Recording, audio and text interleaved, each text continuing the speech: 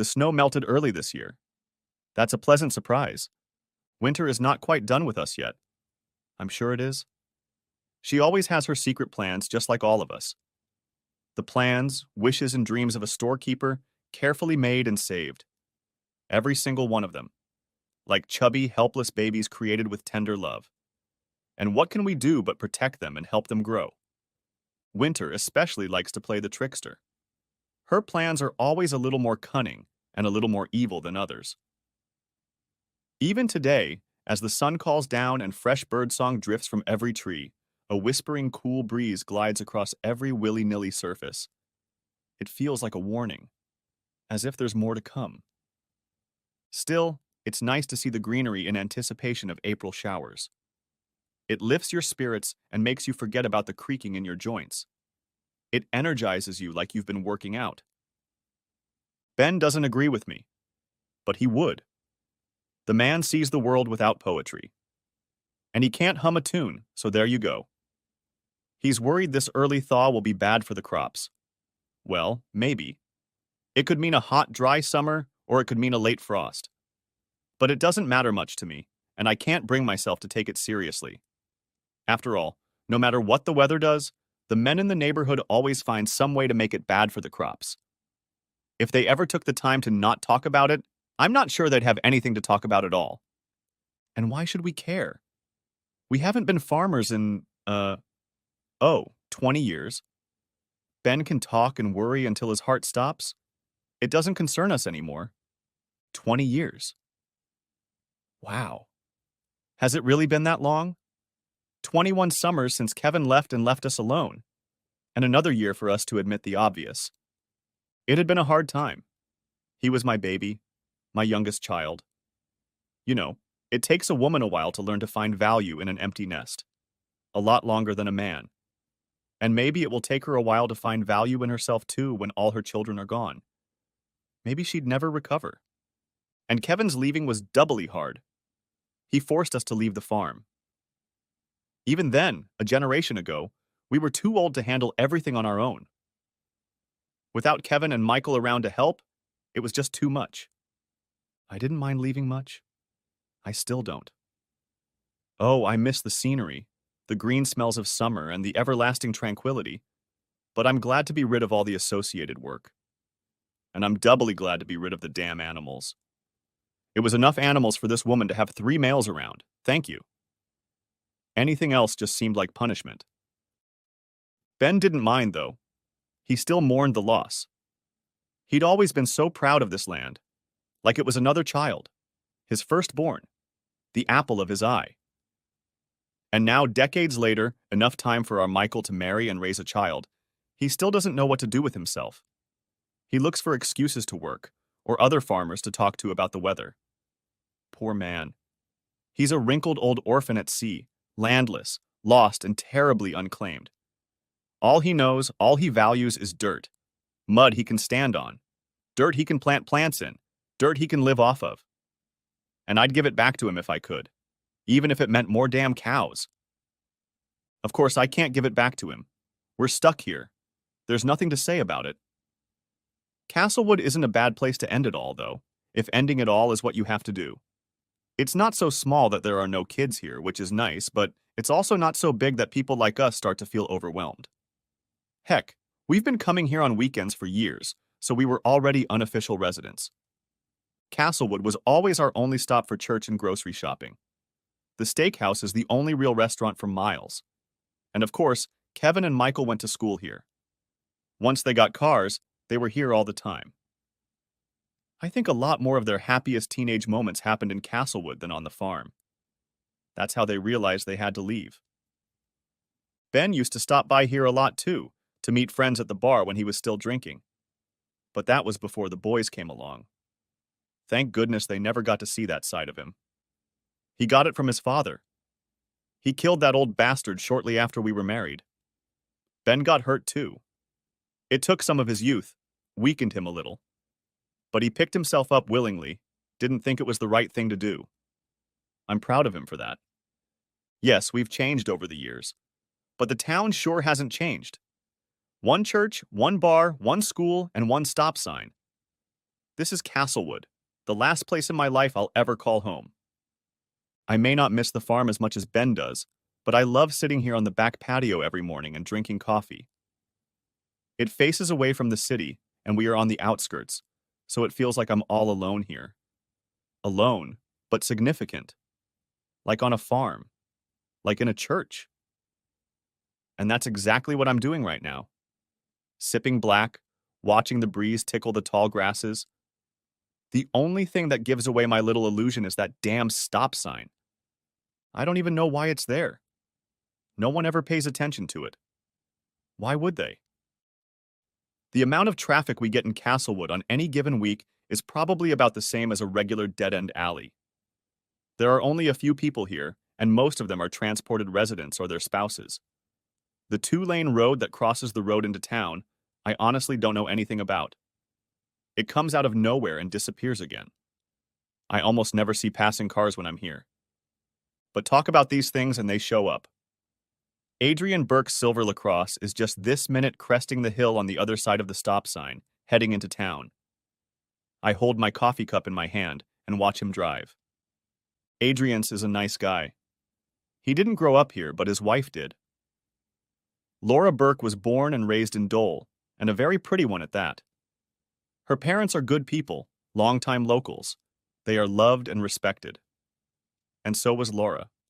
She was a very popular girl. Pretty, really. When she left for college, a lot of the local boys took it pretty hard. You'd have laughed when you saw them. For weeks after she left, they just hung around the house like sullen children. Without their antics and conversations, the town had a quiet June. I think by the end of June, even the pastor and the sheriff were waiting for them to start misbehaving again. I shouldn't be so picky about the boys, though. It wasn't just them. Some of the older ones sulked a little too. But they never said anything. They just sat in groups, and when their wives passed by, complained about the lack of rain. It rained just fine, and we all knew what was really going on. Men. But Adrian suited her, and I'm glad they found each other. It's the kind of thing you can recognize. They just fit together. She found him in college, and that was the end of it. Now they live in Des Moines. It's a 3-hour drive from here, but they come to visit. Usually they come on holidays, because I don't think Adrian has a lot of family of his own. And sometimes on weekends. But today is Tuesday. I can't understand why they would show up on a Tuesday. And they're going really fast. Must be going 90, maybe more. It's very strange. I don't know if I've ever seen one of them speeding. Wow. I don't think they're even going to slow down for the intersection. Oh my God. I'm holding my breath. Stupid woman. No. I may be a stupid woman, but I'm worried. Something must be really bad. You see, most people around here don't pay attention to this sign. They treat it as a landmark or a welcome mat, nothing more. But Adrian Burke always slows down behind it. It doesn't matter that you can see for miles from the hill, or that there's no one else on the road. He always slows down. Hell, in the winter, he stops altogether. He likes to say it's a city feature. Rob Dunham jokes about it. You can always tell when Adrian is driving, he says, because he gives way to the headwind. And today he wants to race right through that intersection. It's like the devil himself is following. Is that a two-way truck too? Talk about rare. Jesus Christ, it's a semi. He's gonna... Adrian, J.B. Matthews. My heart goes out of rhythm, and I hit the brake. It doesn't matter. I never had a chance to stop. You can't just slow down a truck that big. I'm yanked sharply by my seatbelt, and it hurts, but just a little. It's not me in real danger. It's them, in lacrosse. The little silver sedan folds up and collapses around my grill, looking like a paper toy. The sound is nauseatingly concussive. I keep braking, but God knows how many feet pass before we finally come to a stop. I can't breathe. I can only stare. Lacrosse is destroyed. My hands are shaking. Move, I tell myself. Move. But I can't bring myself to unbuckle my seatbelt or open the door. Move. I shouldn't be here. I'm not supposed to be anywhere near this place at all. I was supposed to get to some wind turbine field, 40 minutes ago now. Got lost on my last run before a 4-day break. This was supposed to be my weekend with the kids, and Michaela says that if I have to cancel the trip again, I might stop coming altogether. I don't make my own damn schedule. She knows that. And all I want out of this life is some time with my kids. To be a part of their growing up. To know them and be known. But no one cares about me. Not Michaela. Not her new husband. Not the court. She's so damn angry since the divorce. She'll probably take the kids to her mother's house for the weekend just to spite me. Probably leave that asshole of hers to break the news. The kids sometimes call him Daddy. Doesn't that break your heart? My kids call him Daddy. I'm in a hurry. I'm desperate, but I'm also a cautious guy, so I'm not speeding. At least that's what I can claim. And I was actually driving down the road and trying to guess the name of the small town to my right when Lacrosse appeared out of nowhere, right in front of my face. There was no time to react. I punched him hard. My fingers finally fumbled for the seatbelt lock. I can't look inside the wrecked sedan, but stains of dark, foreboding blood splatter all over the crumpled hood. The silence amazes me. No screams or calls for help. My God, I've just killed a man. Ben Jones. The basement is dusty and damp, and cluttered. We've got 2 decades worth of junk in here. I can't get this woman to throw anything away. And on those rare occasions when she does agree to throw something out, I find some quiet excuse to leave it. If she notices, she doesn't say a word. And yet there are pile after pile lying around down here, providing a good life for insects. Most of them are really worth leaving behind. Honestly. But it raises a stink. Some people will disagree, call us hoarders or something. But there's always a reason to keep. Michael's old comic books, Kevin's tricycle, the tent we bought for the Wyoming trip, the one that broke the first night. We never used it after that, but here it is. These things are useless. These things are my life. I'm actually looking for an old vacuum cleaner right now. The new one's noisy and the roller won't spin. Thought I could use the old one to try to fix it. They're not the same model, but the same company. At least it will give me a purpose for the afternoon. Something to keep myself busy. But Rachel's scream gives its own purpose. I come running as fast as I can, but she's just standing on the porch with coffee on her jeans and her mouth closed. I reach out my hand, fearing she might burn herself. And then I see the ruins. Jesus Christ. Is this Adrian and Laura's Lacrosse? It's a wreck. It was almost flipped over. Are they in there? Oh my God, are they dead? The door to the cab of the truck opens, and a burly, middle-aged man falls out. Lands on his hands and knees, looking disoriented. He's probably hurt or just scared. He vomits on the concrete and then smears it with his hands, trying to get up. Don't people sometimes vomit after a head injury? I seem to remember reading something about that. I look back at Rachel. She's just shaking, eyes widened, probably in shock. Go get help, I tell her. I'll see how bad it is. She doesn't move, so I grab her arm and turn her around toward the house. Go! I yell and push her, hoping that if I'm strong enough, she'll reach it. It works. She whizzes past the screen and heads for the phone. I hope she didn't burn herself with coffee. It's a long way from the accident, and I'm already an old man. By the time I get there, the truck driver is bent over the Lacrosse, holding his hands out to the wreckage. He looks stunned. Some of the vomit is stuck in his beard, and there's blood on his forearms. I don't think it's his blood. He looks at me with a horrifying sense of guilt. I'm sorry, he says, and I doubt anyone in the history of this world has ever said anything more sincere. Are they alive? It's just one guy, he says. I think he is. I look over his shoulder and see Adrian Burke. The air comes out of me. He's dead, or dying. He must be. His head's all wrong. It's just, wrong, like the skull's been crushed. Eyes wide open but not moving, probably can't see anything. The left one is blurry and swelling rapidly. The face is mottled with oozing cuts from glass. Below the shoulders, everything seems to be fine, but who can tell? He begins to shake, and the truck driver's hands slip as he tries to hold him in place. Adrian's lips move, but I don't think he's trying to speak. It looks more like some kind of seizure. There's so much blood. I've always seen it on the farm, but it's different when it's an animal. You get to the point where you don't even notice it anymore. But it's a man, a good man, and he's dying right in front of me. Adrian, I say, and I wish I hadn't. It doesn't help anything, just makes it all the more true. He starts shaking harder, low guttural sounds coming out of him, and the truck driver tries to find an angle that will allow him to both restrain and support him. I pull myself as close to him as I can. Carefully, like the birth of a calf, I take Adrian's shattered head in my hands. I don't know what else to do but apply as gentle pressure as possible and hope that I manage to bind Adrian's fractured skull until help arrives. "I'm sorry," the truck driver says again. "And what do you say to that?" Rachel Jones. "I might just slap myself. Stupid, stupid woman. And everyone wants to believe that they won't be useless in an emergency. But Ben had to yell at me to get me to move, and then I stood uselessly while the ambulance rushed from county hospital and the men held Adrian in place.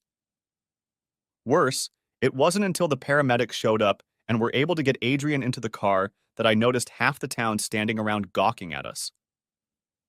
I watched them stare at me, and then it finally dawns on me that Bill and Amanda Dole probably haven't been told anything. "Ben," I whisper. "They're not here. I don't think they know." I may not be thinking clearly, but he sure is. Meh! He hurries away without another word, and 20 minutes later the dolls are already in the car and driving out of town. Bill is driving, and Amanda is on her cell phone, chatting animatedly with someone. You've never seen paler, more frightened faces. I tell them to call me when they know more. Amanda says she will. I'm already making plans in my head to go out and join them. Bill stops to ask Ben a question about the route, and Amanda peers out the window a little to give me a hug. She's crying. But who doesn't cry? The townspeople don't gossip. They're quiet and respectful and mournful, but we're all so used to being quiet. People like us are incapable of understanding these things without talking. Rob Dunham's voice comes to me. "What the hell was Adrian doing in town on Tuesday?" he asks. "And where the hell is Laura?" Amanda Dool. It took us 3 hours to get to the hospital. 3 silent, unthinkable hours that whizzed past us at half speed and stretched like the highway we were driving on. So can anyone tell me how in heaven's name Bill and I managed to get there before the trauma helicopter? When the woman on the phone at Hamlin County Hospital told me that Adrian would be airlifted to Mercy Hospital in Des Moines, I figured he'd probably be there within the hour. I mean, what's the point of airlifting if it doesn't cut down on travel time? And here we are. It's been almost 4 hours since Bill Jones first knocked on our door, and he's still listed as en route. I'm told that when he arrives, he'll be taken directly to the trauma center and taken straight into surgery. The obese and bored bitch, well, that's just the way it is, at the nurse's station won't communicate anything more than that, and won't explain to me why they can't get him in sooner. Well, she can quibble, but she can't stop me from insisting. "Do you know exactly what his injuries are?" I ask for the 3rd time. "Will he even make it to the hospital? Can't they operate on him during the flight?" She throws me the look that teachers save for particularly troubled students, and sighs. I throw back a look that only another woman could read and think, "Look, lady, this is my family we're talking about. I stand before you, desperate and old with sweat stains under my arms. I'm begging for every favor. I am a thief of change. That is what I am to you." "Ma'am, I assure you," she says, no longer trying to be patient or caring. "Both the county hospital and the transporter are well equipped to take care of a patient's urgent needs. Your son." "Son-in-law," I repeat. "My daughter's husband. He's being given the best care possible, which means we'll take our time to get it right. You'll know more about his injuries as soon as we know more about his injuries." She presses her lips together, turns and tries to look busy. "Well, I don't see how you can do anything right when no one knows any damn information. I snap at her. She clenches her jaw, but stubbornly continues to look busy. Sam! I glance over my shoulder at the glass door where my husband is standing with his hands over his eyes, looking up at the sky. Oh, Bill. You've gotten so thin in your old age. Old people should be as fat as children, and you should be sitting up. I look around. Look, I say in a softer tone. Can't you just... There's a rhythmic pounding behind me, and I turn around. Bill is banging a hammer on the glass, pointing to the sky. I hurriedly step out, hopeful. There, he points. I can't see anything. It's over here. That's it. Bill, trust me. He covers his eyes with his palms again. It's there. I wrap my two chubby arms around him and lean my tired head on his shoulder. I always trust you, my love. Bill does. The helicopter lands, but the situation doesn't improve quickly. People get out of the helicopter with what can only be called good speed and carry the stretcher out, but then everything seems to stop. Minute after minute, they just stand there, hovering over it, not going inside. They don't rush to contact the doctors. They don't seem to care how long they take. They just move around the prostrate figure with the methodical slowness of a cold lizard. On the other side of the door is a hospital full of life-saving equipment, but these unresponsive fools aren't going anywhere. Does that mean it's too late? Is Adrian really dead? God, if so, Amanda speaks, and I realize I'm not listening to her. But all she does is call Laura's cell phone again, leaving another message. I add this to the list of questions that are plaguing my heart right now. Where is my daughter? Amanda sighs, hanging up the phone. Still no answer, she says. I keep my eyes on the paramedics. Do you think her absence has anything to do with Adrian showing up on Tuesday and at speed? I don't know. I hope not. She looks at me and shakes her head. But something must be wrong. Behind us, a nurse opens the door. Though I'm sure Amanda has gotten on her nerves more than once, she looks at her now with a soft pity. I have to ask you if you want to say goodbye, she says. I glance at the helicopter, nod, and Amanda starts crying again. Wednesday, March 16th. Rachel Jones. The truck driver is sitting with Dole's parents when I get to the waiting room. He looks terrible, sickly, like he'd gladly get up and die if it were that easy. I don't know how aware the Doles are of the accident, whether they know Adrian was at fault, but they don't seem to shy away from the grubby man. That's a good thing. It's 9 in the morning, and even though the trauma center waiting room is divided into several bays, each with fold-out couches with pillows, I can see that none of these people slept last night. Amanda gets up, wobbly but smiling, and hugs me. Do you know anything? I ask. What did they say? Amanda nods, then swallows hard and looks at Bill. He stands up, weak from age, and shakes my hand. Well, he says, he's not dead, and if he survives, you may have saved his life. There's not much you can promise now. The surgeon came out and talked to us. When was that, Mandy? Sometime after 4. After 4, he agreed. They just finished with him. He's got, let's see, his skull is fractured right here. He points to the spot under his nose and then runs a finger along the right side of his face. It continues here. He runs his finger under the cheekbone on the other side and up above the ear. They put plates in to hold it together. The bone is badly cracked around the eye sockets, and the jaw is broken in 2 places. It will be closed with wire for a while. The clavicle is broken too, and he broke a few ribs. Turns to Amanda for help. The last thing they did was go inside and take out all the glass, she says, more to him than to me, and he snaps his fingers. That's right, glass. He had a lot of glass in his face. They took it out and stitched it up, though they say there's going to be quite a bit of scarring. They had to leave a big chunk in his eye. In his right eye? I ask. It looked terrible. Yeah, the right eye, it's gone. I look at him in horror, and he puts his hands up. I'm sorry. It's not gone. It's gone. He'll just never see out of it again, is what I'm saying. They're going to wait for the blood to drain out and then try to remove the glass. If they succeed, and it doesn't shrink in size, at least it can stay inside.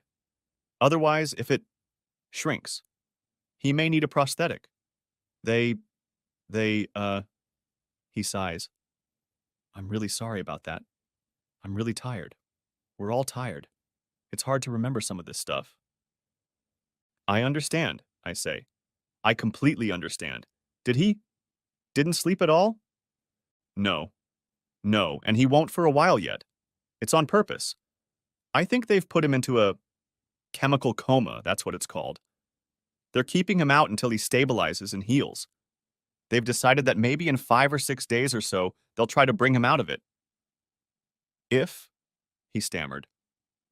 We were told to be prepared for the possibility that he might just pass away, Amanda said. He had severe swelling of the brain. They drilled a hole in his head to reduce it, but... At that, I closed my eyes. I had an uncle on my mother's side who was in a motorcycle accident.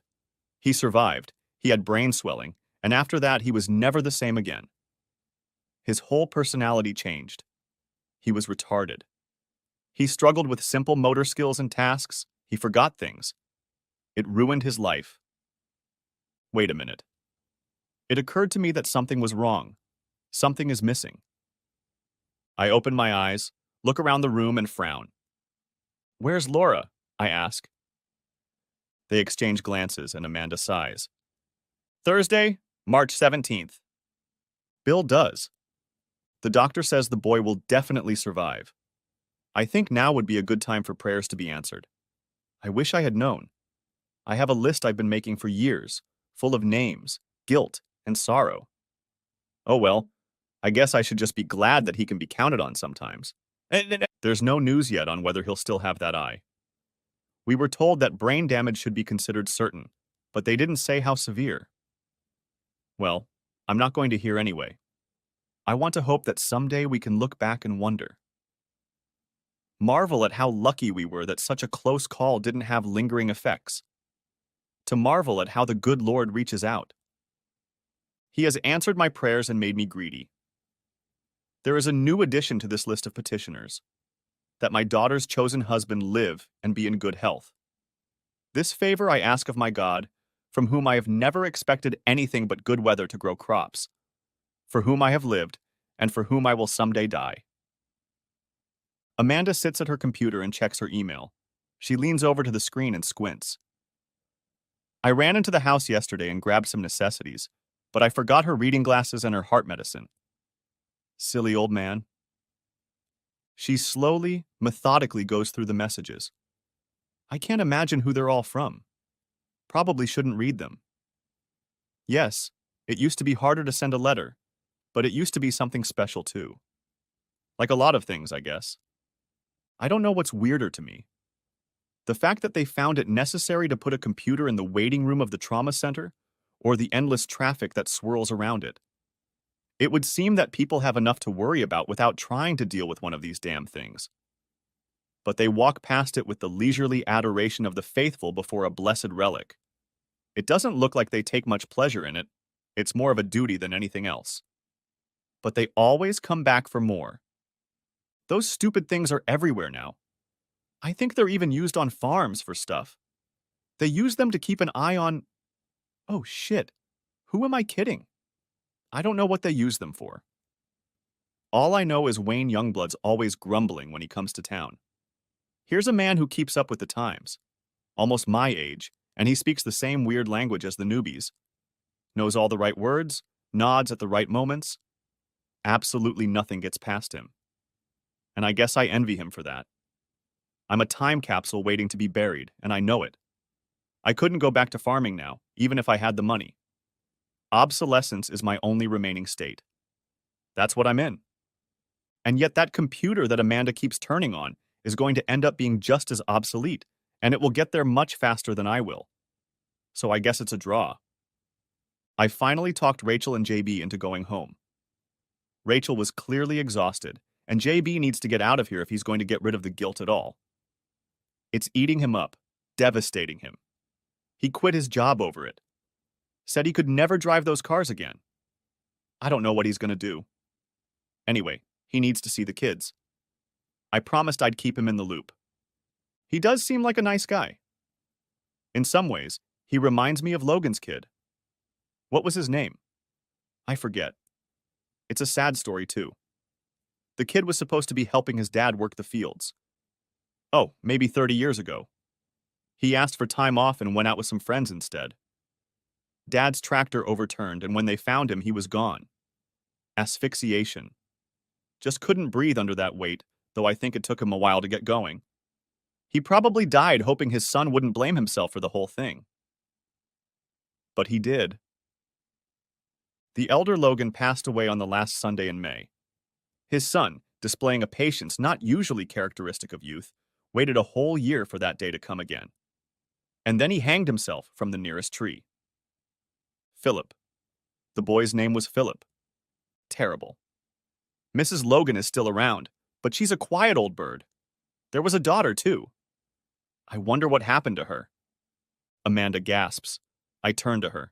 She waves her hand and calls out to me. I don't have the strength to run, but I hurry. What's wrong? I ask. Is something wrong? Look, she says, pointing to the screen. It's a letter. It's from Laura. What does it say? Just read it. I start reading, leaning over her shoulder, and the world gets a little colder. Oh, Laura. Oh, no. Amanda Dole. What has my daughter done? We're going to be needed, Bill. Even more than I thought. Adrian will need us most of all. His whole life is in pieces. And Laura will need our support. Perhaps our understanding, or at least our forgiveness. And I'm not sure we have enough strength left to take care of either of them. Oh, Adrian. Is that why you ran away? Why did you come to us? Did you think there was something we could do? Some way to undo what's already happened? What are we going to do? Tell me, Bill. What will Adrian do? What's there left for him to do? We were hoping they could put him back together, and it turns out the biggest piece was ripped out before he even got in the car.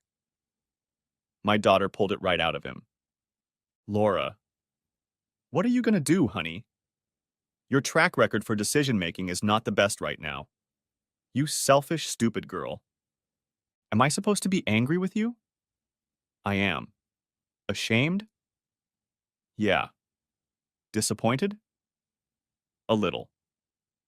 But defensive? Sympathy and sadness? I feel it too. Is it wrong for me to want to hold you and help you through this nightmare you've created? To try to make it all go away so you can sleep peacefully when the sun disappears every night? It doesn't matter. None of this is within my power. And it should be. I can't even bring myself to answer my own questions. I ask and ask and ask and know nothing. I reread the letter again. Hi, Mom. I was wondering if you could do me a favor. I had to go to Florida for work. There have been some problems in our Tampa office, and I've been asked to take care of them. It should take a couple weeks. What a drag. I've been gone for 3 days, and I've called home several times, but Adrian doesn't answer or return my calls. Could you try to get in touch with him? I'm sure everything is fine, but all last week he's been kind of moody. When I tried to talk to him about it, he acted crazy. Things are pretty hectic around here, so I might not be able to check my phone or email for the next week or so. If you talk to Adrian, tell him my words about how much I love him. You know I love you too, Mom. Laura. Yes, Laura. I do. I know so much. I know that Principal Financial is having a hard time. These days, of course, everyone is having a hard time. But your employer's difficulties are perhaps a little more pronounced because they recently closed some of their offices on the East Coast. I'm aware of that. You see, when the largest employer in Des Moines, one of the largest in the state, is having such a hard time, word spreads. People discuss it to death. In this part of the country, the survival of a major company becomes life and death for everyone. And you'd be surprised how many people in and around Castlewood have a cousin, brother, or anyone else who works there. So I know that your company's Tampa office has actually been closed for months now. I also know that Victor Casey was back in town last week for his brother's birthday and was talking about a cruise he booked for himself and a woman he is dating. The cruise was leaving today from Tampa. He was meeting her at the airport Monday night, and they were going to spend a few days in Tampa before the cruise sailed. I know Victor Casey still wants you. In fact, he kept asking about you. Until about 6 months ago, Laura. He just stopped asking, and completely out of the blue, and up until now I just hoped that he had found someone else to desire. See, I know that what I told you when you were in high school remains true. No matter how you feel about Victor Casey, he's nothing but trouble. And he's cruel. He plays games and doesn't take responsibility for the outcome.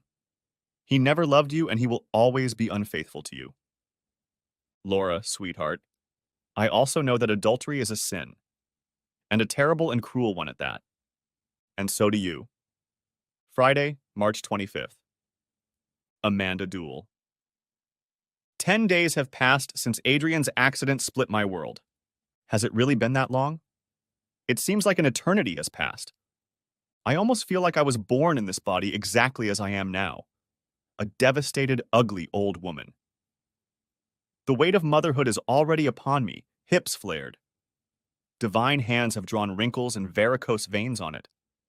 The knuckles on bony fingers bulged. A tiresome sight, I'm sure. And I've probably lived my whole life right here in this very hospital. All I've ever done is go from the waiting room to Adrian's bedside and back again for centuries, with no end in sight. Other than needing to eat or pee, nothing changes. 10 days? Huh? Maybe 1,000. Maybe 100,000. But definitely not 10. And I'm not sure how much more I can take. I'm not cut out to be a martyr. I'm too selfish. Hurry up, Adrian. You have to wake up so we can start treatment. All of us. You need to stop hiding and come back into this world to deal with the problems you've been dealt. I know it must be scary. It's been 97 long hours since they started trying to bring you out of the coma. The saline drip that kept you energized has long since run out.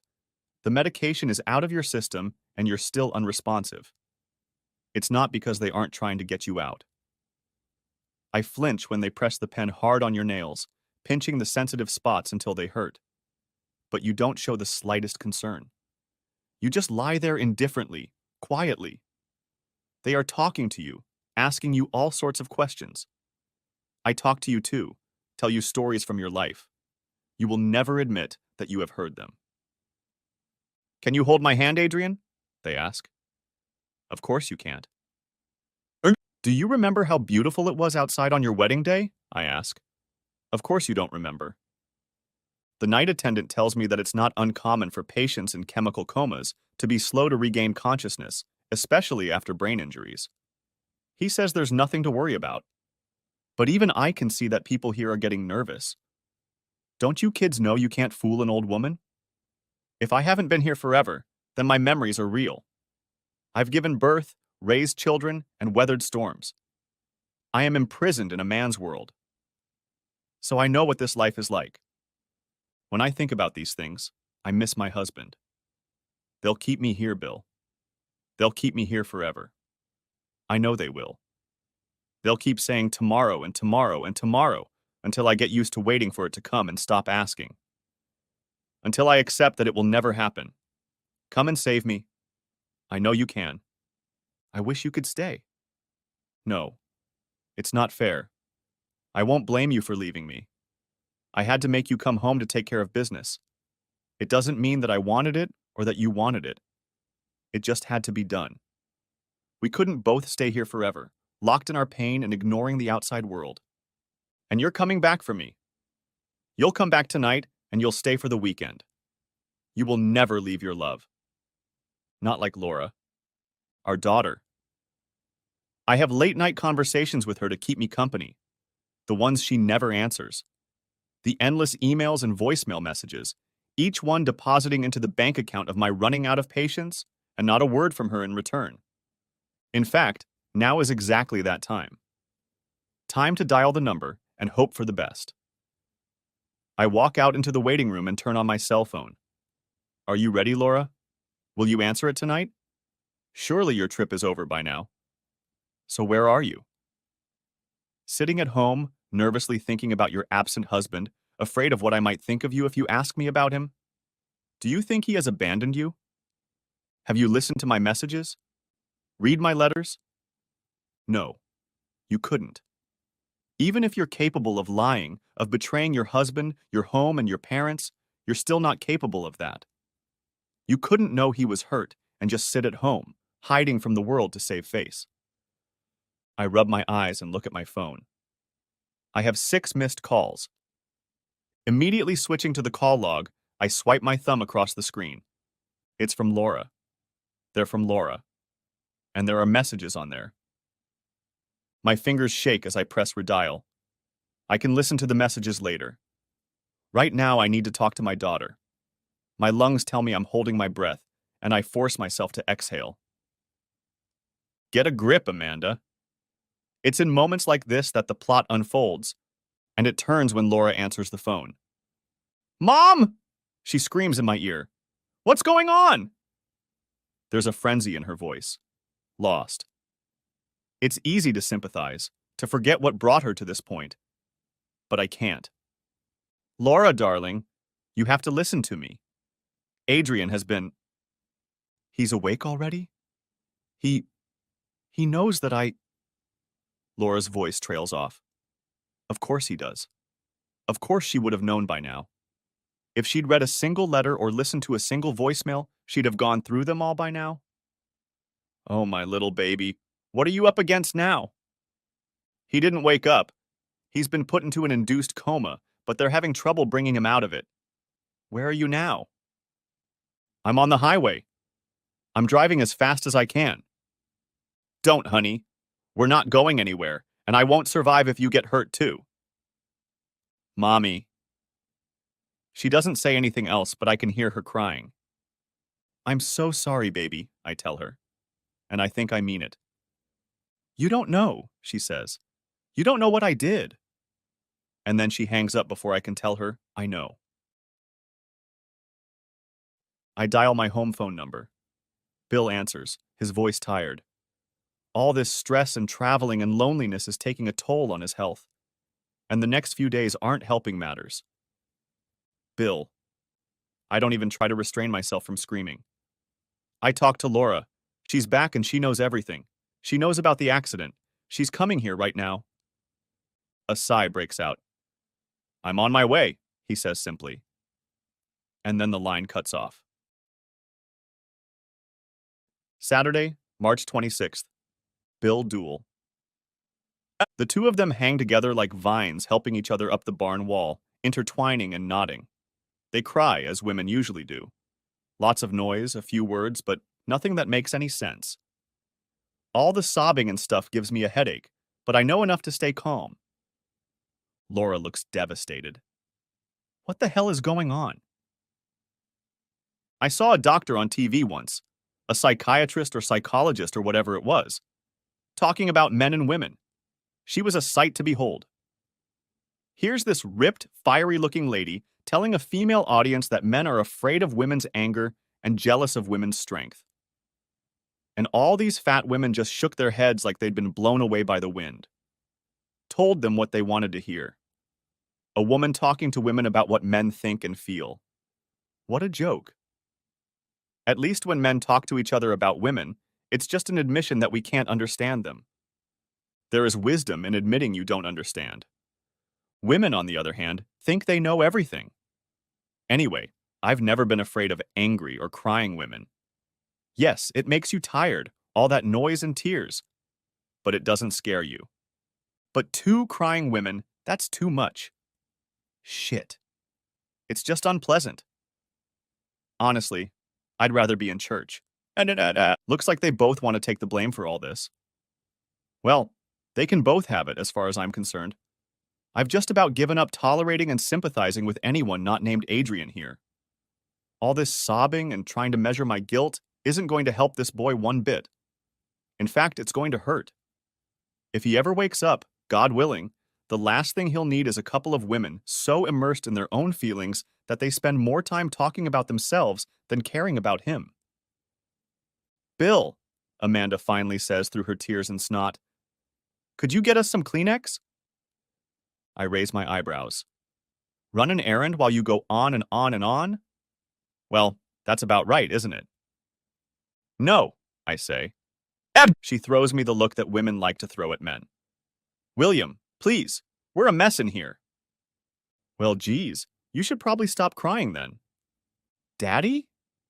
Laura at least had the sense to look timid. Maybe it was just technique. Each of them had chosen their weapons based on a lifetime of experience. But their attacks are nothing new, and I'm ready. Bill! Amanda says my name as if it's a warning. Look, I know you have your hands full. Laura, I'm sure you feel more than awful. I think you should be, and so do I. Though I don't know why. But if you two don't put the past behind you, stop all the heartwarming stories and tears and start making plans for tomorrow, it won't matter if Adrian wakes up or not. Amanda frowned. How can you say that? Because it's true. He's going to need a strong support system when he comes to, if he does, and he's not going to get it if all you can do is go on and on about your damn business. Make no mistake, that's exactly what's happening here.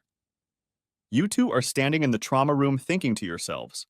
So, okay, I'll get you your tissues if that's what you want, but if you don't stop this ridiculous shit right now, I think you both better leave.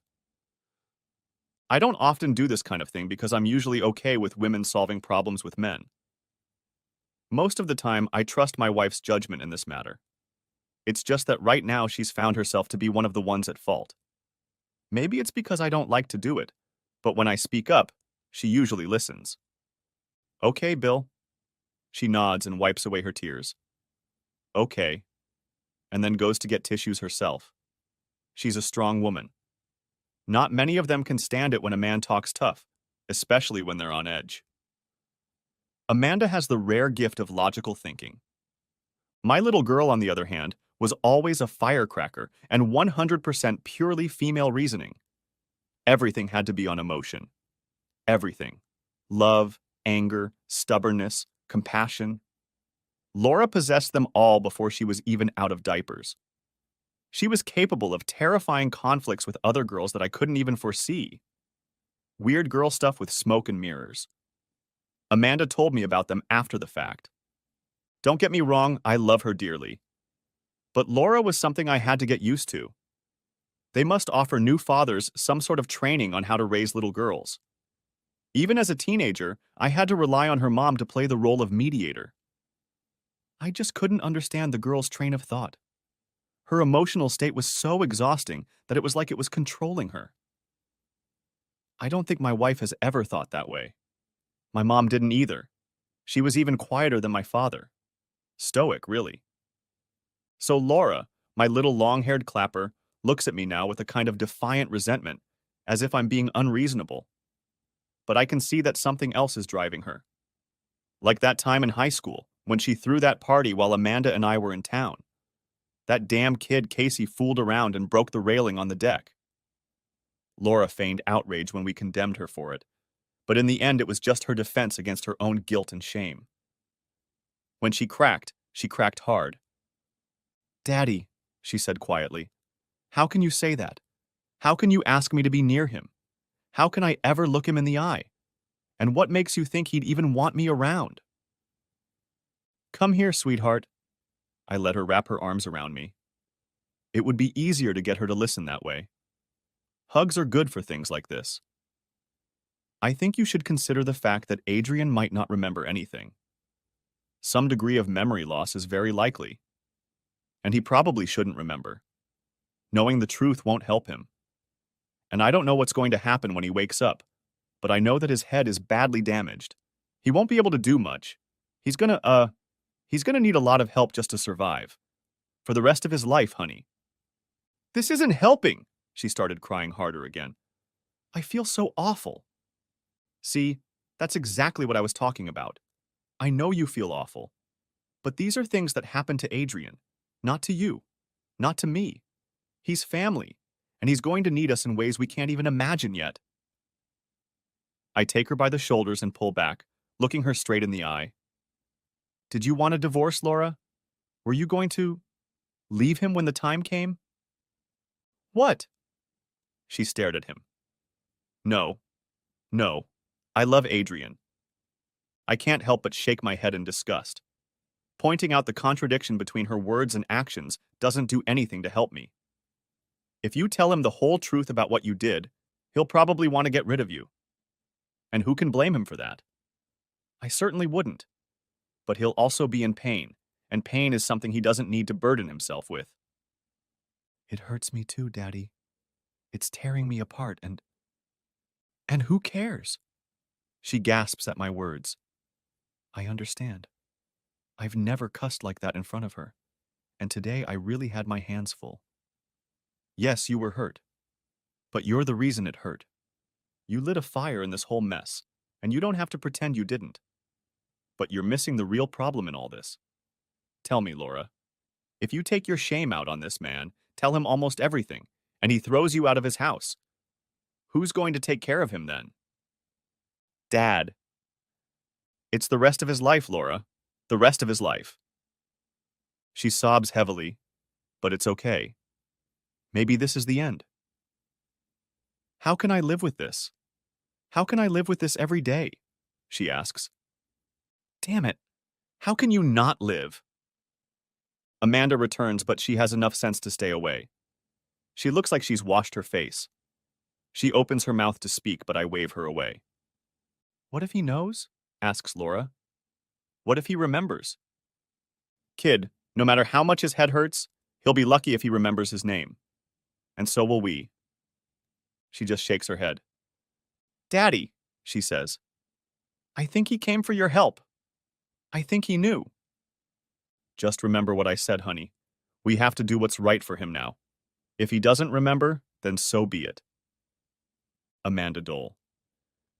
Bill keeps trying to get through to Laura, to get her to give up her guilt in the name of protecting Adrian, but he's only wasting his time.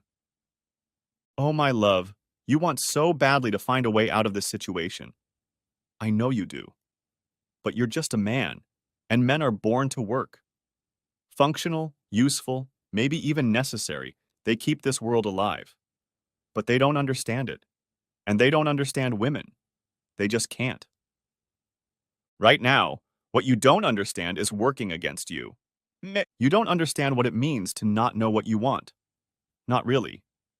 Men love goals and accomplishment, so even when they're unsure of themselves, they still look for signs of success. You don't know what it's like to want two completely different things with equal and unrelenting vigor. How a woman feels when she's happy with a man like Adrian Burke, but is drawn to another man, like Laura is drawn to that jerk Victor Casey. I doubt you understand how a woman sees a man either. So you see none of the reasons why you can't get through to your daughter. She's terrified and full of guilt right now, yes. And she just went through the shock of almost losing the man she built a life with. The man she loves. But that doesn't mean she doesn't feel the pull anymore. It means she's even more confused and lost. And somewhere inside her is the thought that spending the rest of her life being punished for a momentary slip-up is too much. It will grow, digging into her emotional core like fingers in the sand. It will point out to her that her growing unhappiness has to do with Adrian, not Victor. It will tell her what she wants to believe. It will tell her that Adrian is better off without her. It will tell her that the accident doesn't really have that much to do with her affair, that it wasn't her fault, and that someday her parents will understand why she had to leave her invalid husband. And it won't be long. A woman in emotional turmoil is a weapon against herself. It will act faster than you can imagine. What's more, it'll start leaning in and telling her these things. Right, now. Part 2.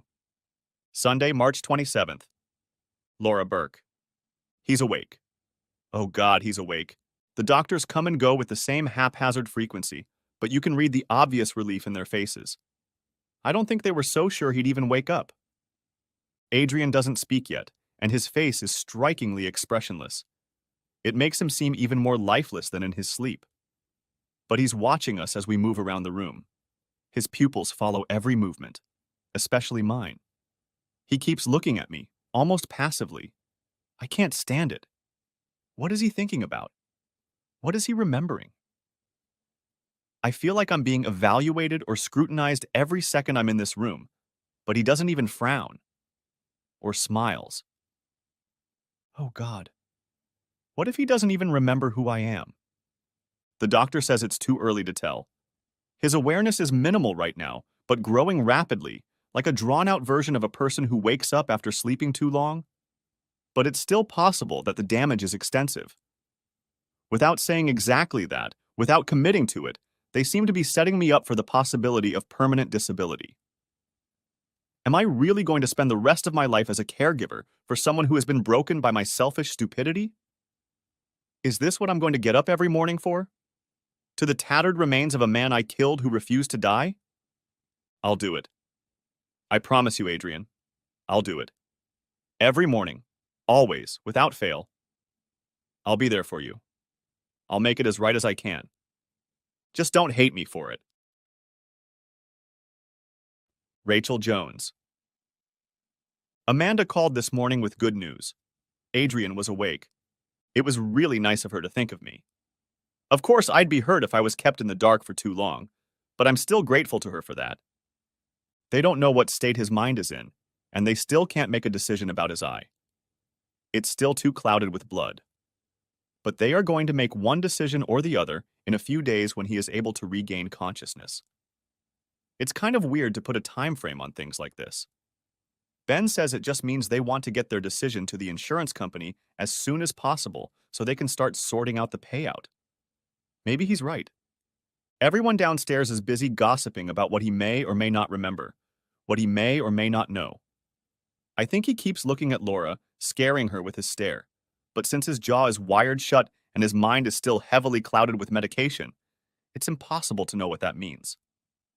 It sounds to me like they should have told him anyway. This whole thing with his defenses is just code. Lies don't help a person. It doesn't work like that. I sit on the porch with a glass of water and think about how the world moves. I think about my boys and look at the empty road with the only stop sign. I think about Michael rushing into town because the girl he was dating thought he was fooling around and he was dancing with Victor Casey. Amanda tells me that Laura is still not herself. Well, gosh, she should be. Sunday, March 28th. Amanda does. Show me your left hand, Adrian, the nurse says. That's what they do. Putting his name in every other sentence. These kids with tired faces and blue coats talk to my daughter's injured husband like he's some kid who was brought in with a cough. Adrian raises his arm a few inches, watching the movement of his own limb with the deeply sunken eyes of a starving man.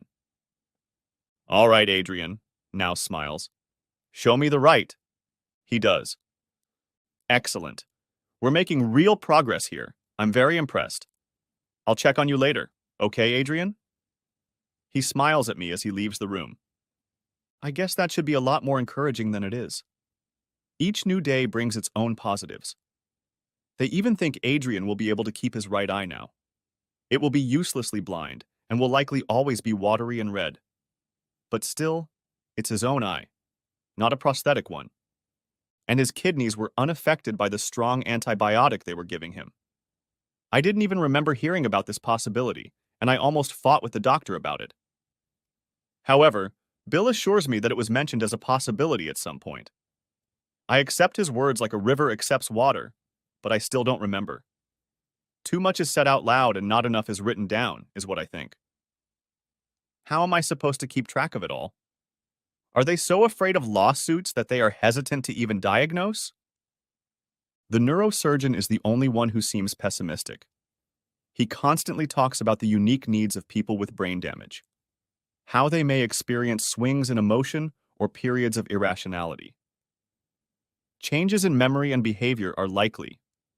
I can see Laura just falling apart every time he comes in. I'm surprised she's not sprawled out in her chair. Well, that idiot can say whatever he wants. He doesn't know Adrian Burke. This man is going to surprise them all. He has to. I worry a lot about the future in a way I haven't in a long time. It's a hell of an experience. At my age, you'd like to think you've earned the privilege of relaxing. To have that word doesn't mean so much. The future. It should be so unimportant. I thought I'd seen all my worst problems come and go. Even the things I worry about. Cancer or Bill's heart. don't seem so terrible now that we've survived the hills. Now that I feel so heavy and tired all the time. Now that I'm old. May these pains be forgotten and the Lord take me home. But now? It's hard, isn't it? I want my daughter to be happy. Admittedly, I hope she will suffer minimal punishment for her actions, despite how angry I am. And I won't feel any guilt. But Adrian is family too. He didn't deserve anything like this, and I cringe when I think about what she put him through. I can't understand it. It's like finding out your child is a violent criminal. They can lay out the evidence right in front of your eyes, but they can't make you see it. They can't make it real. Adrian falls asleep again. His eyelids droop, and he doesn't fight them. It doesn't take much to exhaust him now. The nurse smiles at me across the bed, body and silent machines, then leaves. I reach out and touch my brother-in-law's cheek and allow myself to feel a slight pity. I hope you never find out what was done to you. I hope you never remember how badly she let you down. How she ran away. How she ran away into the arms of another man. And I hope that if you find out, you will be a good enough person to forgive my daughter for those sins. I hope I can too. Wednesday, May 5th. 54 days after the accident. Adrian Burke. I thought I would feel weird sitting in the car. I thought I'd be scared or desperate, like I have to get out before it's too late. But I don't feel any of those things. I'm just sad. I thought it would help me remember something. The doctor said it could happen, that it might trigger some memories. But it didn't do anything for me. I can half see my reflection in the window. I don't like it, so I close it. There's a stranger sitting in every mirror these days, and he's trying to look just like me. I don't bother. He always fails. There are too many scars on his face. His jaw doesn't sit right, like a broken toy. It's his right eye that gives him away the most, even though many people think he looks almost normal. I see him for what he really is. An undertaker's bad joke. And he's so thin. 30 pounds lighter than me. Of course. Laura looks around, probably wondering about the window, and I smile at her. She tries to respond, but her muscles don't move anymore, and she goes back to watching the road. This feels weird too. I should be driving. Maybe someday. I'm so lucky to have Laura. Now more than ever. If I had to drive alone, I thought about that stranger some more. It's not just the way he looks that bothers me. It's all the medications he's taking. All the doctor visits he has to go to. The difficulty with short-term memory. The way he balks at simple math problems, crumples uselessly like soft tissue when hit by a car, or can't process most of what he's read. This son of a bitch has no place pretending to be me. Not Adrian Burke. I'm a financial consultant, for crying out loud, and an avid science fiction nerd. My entire existence is tied up in things he can't do. I shake my head. The wind blows pleasantly against my face.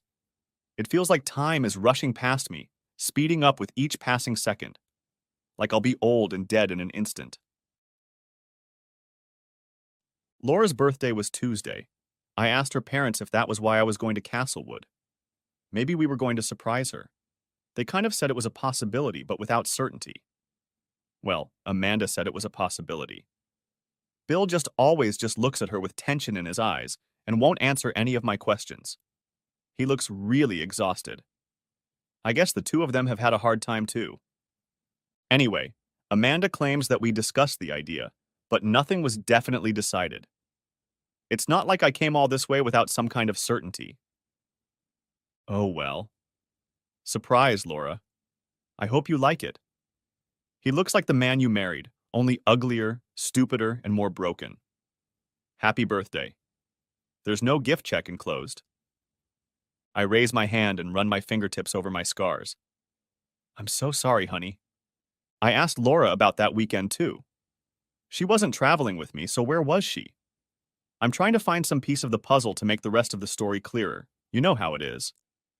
But she said she was called into work, and I kind of memorized it anyway, so that doesn't help. She looks at me again. I'm going to turn on the air conditioning, she says. I nod and roll down the window. After a while, I close the vent directed at me. The air from the car might be cooler, but it doesn't give me the feeling that the breeze does. I look out the window again. The stranger is still there. I wish him harm and terror and smile. He smiles too, like it's funny. Like he wishes the same for me. It's too late, I say. What? Asks Laura. Nothing, just stupidity. She's silent for a moment. I'm glad you're finally coming home, she says for the 10th time. Isn't it great, Adrian? To get out of this place? I nod. The stranger does too. I just hope you still think I'm worthy of staying. I try to make a joke with my voice, but she flinches. Look, I tell her, it's okay. I know I look different. I know that I'm going to have some weaknesses. But we have to be able to talk about all of this. We can't just ignore it. Be honest with me when you can. I promise to do the same. And sometimes, honey, you just have to let me make a little joke about it. Okay, she cries. She grabs my hand and holds it. I love you so much. I love you too. As long as I have you, I'm lucky. We fall into silence again, and I begin to test my eyesight and information processing speed, testing how many words on billboards I can read before they go by. After a few miles of trying, my max is 1. Damn. What am I going to do with my life now? One of the billboards depicts a baby, and the sight of it pierces me to the core. A baby, I whispered. We were having a conversation about a baby. Laura gasps, and her eyes widen. What? Her hands grip the steering wheel. Sometime before the accident, I brought up the fact that we were having a baby. You. It went on like a blur. I remember we didn't decide to do it in the end. But I don't remember why. Do you? Do you remember that? She frowns, hesitating to answer for a long moment. I remember, she says quietly. What exactly was said? Anything that might explain what I was doing? Not exactly, no. We just agreed that the time wasn't right yet. I've been spending so much time at work, and you wanted more time to prepare financially, so... I look at the stranger, and he shakes his head. For once, I agree with him. This story doesn't feel right to me. But without my memories, what can I know, after all? How did I act? I ask her. Was I upset? Disappointed? She shakes her head, looking more confident now. You didn't seem bothered by it. Like I said, we agreed that we needed to wait a little longer. I try to visualize this conversation, and I'm having none of it. There is a vague sense that the conversation was not what she says it was, that it wasn't pleasant for me. But that's it. That doesn't mean she's lying. Hell, maybe I hid my disappointment from her to spare her feelings, or to avoid a fight. I guess it's possible. I think it was a mistake, I tell her. We shouldn't have waited. She's silent for a moment. Why do you say that? She asks in a thin voice. Because if there was a baby at home who needed us, there's hardly anything that would make me run to your parents' house like that. Not a birthday party, not anger, nothing. I would have stayed home, I wouldn't have gotten hurt, and I wouldn't have had to rally all the royal troops again. I'd be in one piece, and I'd be a good father. What kind of father could I hope to be? I'm surprised at how quickly the tears come. I can't be anyone's father now. She snorts and runs her hand over her face. Adrian? She seems ready to say something, but she misfires and shakes her head. Hey, I tell her. I'm sorry. I didn't mean to. I love you, she says quietly. I'm really, really sorry this happened. I love you too, more than you'll ever know. I look at the stranger, but he's only sad. And it's not your fault. Thursday, May 6th. Laura Burke. 24 hours have passed, with the rest of my life ahead of me. I'm trying my best to stay positive, to make things work. But Adrian isn't helping. He's trying so hard to be independent, to be himself, and it's not happening. It's too soon. It's driving him crazy. This morning, he didn't realize where he was when he woke up. It freaked us both out a little bit. His short-term memory is improving, but his brain is stupefied by the encounter. He blurted out the most heartbreaking smile when he saw that he was home, in bed with me. I almost wanted to tell him about the affair right then. It hurt, didn't it? But nothing he could do to me in anger could compare to the guilt I felt in that moment. Now I'm folding laundry, trying to figure out what we should do this weekend, and I suddenly realize that I haven't heard from him in a while. I don't know why. Maybe it's this new fragility, but I'm nervous enough to go looking for him. He's standing in the center of the kitchen, deep in thought. Who knows how long he's been there? I lean against the front door and watch him, waiting, knowing he'll only ask me after he's done his best to handle this on his own, knowing he won't succeed. Finally, he sighs and says something inaudible. He doesn't always realize he's speaking inarticulately when he's not concentrating on what he's saying. I keep pointing this out to him, but he keeps forgetting. The doctor says it will go away with time. Maybe. What a huge word. I give him my warmest smile and gentlest tone. It's like taking care of a baby. What, honey? I ask. He wrinkles his nose irritably. I know what he's thinking. It's bad enough he has to ask at all. I'm sure it's driving him crazy to have to repeat the question. Where do we keep the milk? He says slowly. In the refrigerator, honey. A nod is all I get. He doesn't say thank you or anything else that could be construed that way. That would be an admission of his failure. He just turns and opens the refrigerator. The milk is in plain sight, but it still takes him a few moments to find it. I turn and walk down the hall. He doesn't want me to see him struggling. As I walk back to the bedroom, I hear my cell phone buzzing on the dresser. I have a new text message. I start to pick it up, but then I see the screen and freeze. It's from Victor. I haven't spoken to him or heard from him since I decided to check my voicemail when we sat huddled together at the airport waiting for our flight home. That moment felt like a greater betrayal than all the closeness, the lust, the emotional attraction I'd allowed to fester. I sat huddled against my lover when I finally learned that my husband had crashed. I thought about that name for a moment, Victor, then deleting the message without reading it. I'm not going anywhere, Adrian. Not anywhere. End of part 1. Part the second of may be coming out in 12 hours. Write in the comments if you're waiting for it. Also give a like under this video and subscribe to my channel. I hope you enjoyed this video.